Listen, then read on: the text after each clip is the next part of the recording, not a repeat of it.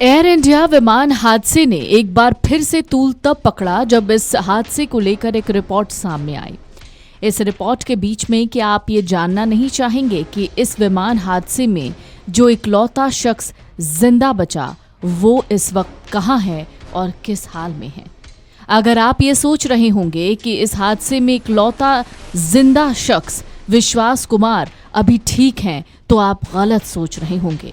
उन्हें अब रात को नींद भी नहीं आती है। एयर इंडिया विमान हादसे को महीने भर का वक्त बीत गया है, लेकिन उन परिवारों ने जिन्होंने अपनों को खोया, आज उन्हें नींद नहीं आती। और जो उस हादसे में था, जो बच गया, उसकी तो पूछे ही मत। आधी रात को हादसे की शुरुआती जांच रिपोर्ट सामने आ गई, जिसमें ये पता चला कि उड़ान भरने के बाद विमान का फ्यूल कट ऑफ हो गया था। इससे इंजन तक ईंधन नहीं पहुंचा और विमान हादसे का शिकार हो गया। इस हादसे में एक शख्स जिंदा बचा। कई लोग मानते हैं पिछले महीने की 12 तारीख को अहमदाबाद में एयर इंडिया के दुर्घटनाग्रस्त विमान में बचे एकमात्र यात्री विश्वास कुमार रमेश सबसे भाग्यशाली हैं, लेकिन वो खुद इस भयावह सदमे से उबरने के लिए संघर्ष कर रहे हैं।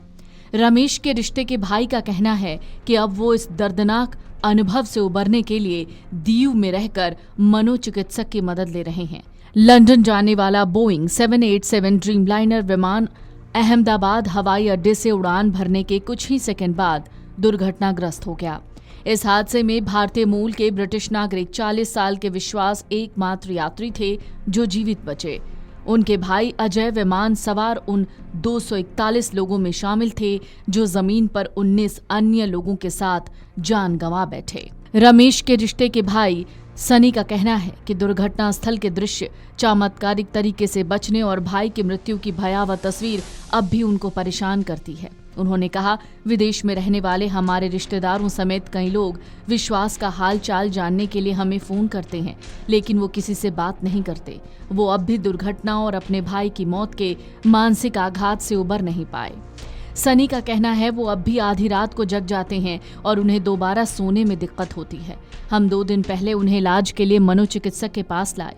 उन्होंने अब तक लंदन लौटने की कोई योजना नहीं बनाई है, क्योंकि उनका इलाज अब शुरू हुआ है। रमेश को 17 जून को अहमदाबाद सिविल अस्पताल से छुट्टी मिली।